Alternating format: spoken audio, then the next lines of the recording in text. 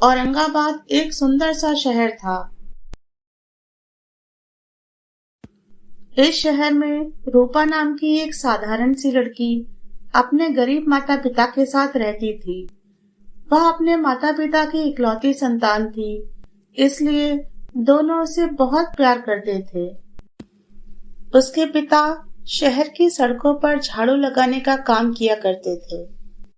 रूपा की माँ बड़े घरों में बर्तन साफ किया करती थी। रूपा को भगवान पर बहुत आस्था थी। वह भगवान से हमेशा अपने परिवार की सुख शांति के लिए प्रार्थना किया करती थी। लेकिन रूपा की किस्मत में तो कुछ और ही लिखा था। जब कोरोना महामारी बहुत भयंकर तरीके से फैली हुई थी, तब रूपा के माता पिता की मृत्यु हो जाती है। माता पिता के जाने के बाद रूपा बिल्कुल अकेली रह गई थी। अब उसे कुछ भी समझ में नहीं आ रहा था कि वह अपनी रोजी रोटी का इंतजाम कैसे करे। पेट की भूख शांत करने के लिए वह सड़कों पर से कूड़ा उठाने का काम करने लगती है। एक दिन रूपा सड़क पर जा रही थी।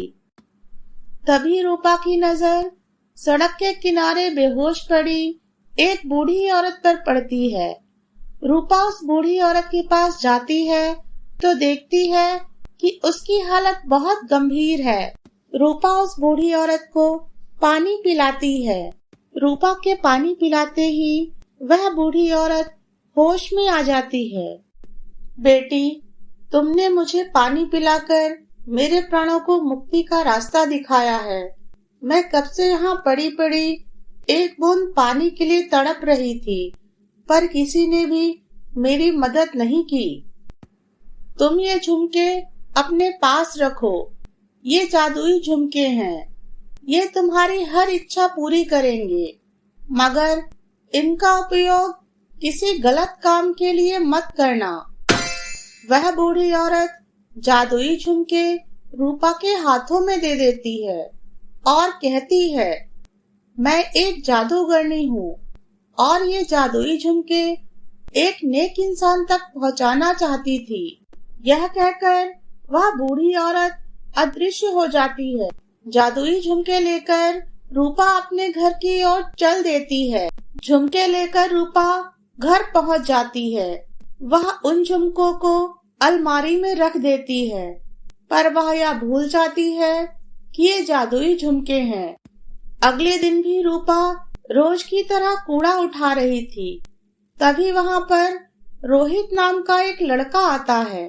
मैं तुम्हें काफी समय से यहाँ सड़कों पर कूड़ा उठाते हुए देख रहा हूँ, और कल जो तुमने उस बेहोश बूढ़ी औरत की सहायता की, तब भी मैं तुम्हें देख रहा था। तुम एक अच्छी लड़की हो और मैं तुम्हारे जैसी ही लड़की की तलाश कर रहा था, और अब मेरी तलाश पूरी हो गई है। मैं तुमसे शादी करना चाहता हूँ। यह सुनकर रूपा चौंक जाती है, पर वो रोहित को शादी के लिए हाँ कह देती है। वे दोनों मंदिर में जाकर शादी कर लेते हैं। अगले दिन रोहित रूपा को कार से अपने घर लेकर जाता है। तब रूपा को पता चलता है कि रोहित बहुत बड़ा और पैसे वाला लड़का है। रोहित की माँ अपने बेटे को बिना उसकी मर्जी से शादी करने के लिए बहुत नाराज होती है।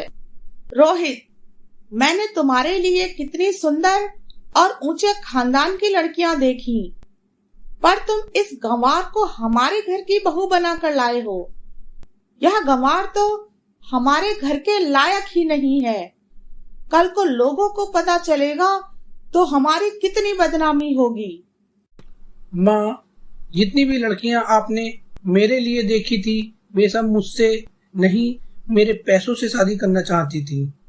रूपा ऐसी नहीं है और धीरे धीरे इस घर के तौर तरीके सीख जाएगी। सावित्री उसी समय घर के सभी लोगों को वहाँ पर बुला लेती है। सभी लोग मेरी बातों को कान खोलकर सुन लो। रोहित इस लड़की को हमारे घर की बहू बनाकर लाया है, पर मैं इसे अपनी बहू तभी स्वीकार करूंगी जब ये मेरी परीक्षाओं में खरी उतरेगी, और तब तक ये लड़की नौकरों वाले कमरे में रहेगी। आज से मैं इस घर के सभी नौकरों को 4 दिन की छुट्टी देती हूँ। मैं सभी लोगों को ये वार्निंग भी देती हूँ कि कोई भी इस लड़की की मदद नहीं करेगा, चाहे कुछ भी हो जाए, नहीं तो मुझसे बुरा कोई नहीं होगा। कल सुबह 5:30 बजे तक घर के सभी लोगों के उठने से पहले पूरी हवेली की धुलाई के साथ साथ साफ सफाई भी हो जानी चाहिए। अगर मुझे किसी भी कोने में थोड़ी सी भी गंदगी दिखाई दी तो तुम्हें कल ही इस घर को छोड़कर जाना पड़ेगा। माँ, ये क्या कह रही हो तुम? भला इतनी जल्दी रूपा ये सब कैसे कर पाएगी? तुम चुप करो रोहित। अब तुम इसे इस घर में उठाकर ले ही आए हो तो मैं भी तो देख लूं कि ये इस घर में रहने के लायक है भी या नहीं। रोहित बेचारा उदास होकर वहां से चला जाता है और चाहकर भी वह रूपा की मदद नहीं कर पाता। अब मैं देखती हूँ कि तुम यहाँ कितने दिनों तक टिक पाती हो। अब रूपा कमरे में बैठकर बहुत रोती है। चिंता के कारण उसे रात भर नींद ही नहीं आती। उसे समझ में ही नहीं आ रहा था कि वह अब क्या करे। वह रोहित को किसी भी कीमत पर खोना नहीं चाहती थी। तभी अचानक उसे जादुई झुमकों वाली बात याद आ जाती है। अब रूपा हाथ जोड़कर प्रार्थना करती है और कहती है, ऐ जादुई झुमको, अब तुम ही मेरी मदद कर सकते हो। मैं सच्चे मन से तुम्हें अपने पास बुलाती हूँ। इतना कहते ही जादुई झुमके रूपा के हाथों में आ जाते हैं।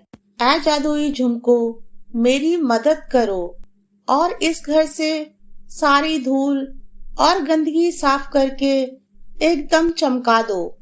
देखते ही देखते सारा घर शीशे की तरह चमकने लगता है। घर के अंदर सब कुछ व्यवस्थित और साफ सुथरा हो जाता है। सुबह के 5:30 बज जाते हैं।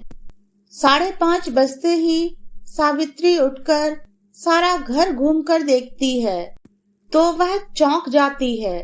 सारा घर शीशे की तरह चमक रहा था। कहीं भी थोड़ी सी भी धूल और गंदगी नहीं दिखाई दे रही थी। घर के सभी लोग घर को मोती जैसा चमकते देख चौंक जाते हैं। उन लोगों को समझ में ही नहीं आ रहा था कि रूपा ने यह सब कैसे किया। इस तरह न चाहते हुए भी सावित्री को रूपा को पहली परीक्षा में पास करना पड़ता है। सुबह के 8 बज रहे थे। सभी लोग नाश्ता करने के लिए डाइनिंग टेबल पर बैठ जाते हैं। रूपा, 10 मिनट में फटाफट सभी के लिए नाश्ता बना कर लाओ। अगर 10 मिनट से एक भी मिनट ऊपर हुआ तो तुम अपना सामान लेकर इस घर से निकल जाना। अब रूपा जल्दी से किचन में जाती है। वह जादुई झुमकों को अपने हाथों में लेकर कहती है, ऐ जादुई झुमको, तुम मेरी मदद करो। दिखाकर जादुई करिश्मा बन जाए नाश्ता मिनटों में सबकी पसंद का। देखते ही देखते बहुत सारा नाश्ता वहाँ पर आ जाता है। रूपा सारा नाश्ता ट्रे में रख लेती है। रूपा 5 मिनट में ही सभी के लिए सभी की पसंद का नाश्ता ले आती है। यह देखकर सभी लोग आश्चर्यचकित हो जाते हैं। इतनी जल्दी इतना सारा नाश्ता कैसे बन सकता है? ये तो असंभव है। इतनी वैरायटी का नाश्ता बनाने में तो 1 घंटा लगता है, लेकिन तुमने इसे 5 मिनट में ही कैसे बना लिया? अरे अम्मा जी, ये रूपा नाश्ता कच्चा तो नहीं ले आई है। ये तो खाकर ही पता चलेगा कि ये नाश्ता खाने लायक है या नहीं। जब सब लोग नाश्ता खाते हैं तो बस खाते ही रह जाते हैं। सबको नाश्ता बहुत ही स्वादिष्ट लगता है, इसलिए वे सब पल भर में सारा नाश्ता चट कर जाते हैं। नाश्ता खाकर सभी लोग बहुत खुश हो जाते हैं, जैसे उन्होंने जिंदगी में पहली बार नाश्ता किया हो। अब सास को मजबूरी में रूपा को दूसरी परीक्षा में भी पास करना पड़ता है। अगली सुबह होती है। रूपा, तुम सिर्फ 10 रुपए में इस पूरी हवेली को भरकर दिखाओ। अगर तुमने ऐसा कर दिया तो मैं मान जाऊंगी कि तुम बुद्धिमान भी हो। ऐ जादुई झुमको, तुम मेरे पास आओ और मेरी मदद करो। मुझे सिर्फ 10 रुपए में ऐसी चीज लाकर दो जिससे ये पूरी हवेली भर जाए। तभी रूपा के सामने धूप बत्ती आ जाती है। रूपा धूप बत्ती को लेकर सारे घर में घूमती है, जिससे सारा घर खुशबू से भर जाता है। यह देखकर सावित्री बहुत खुश हो जाती है।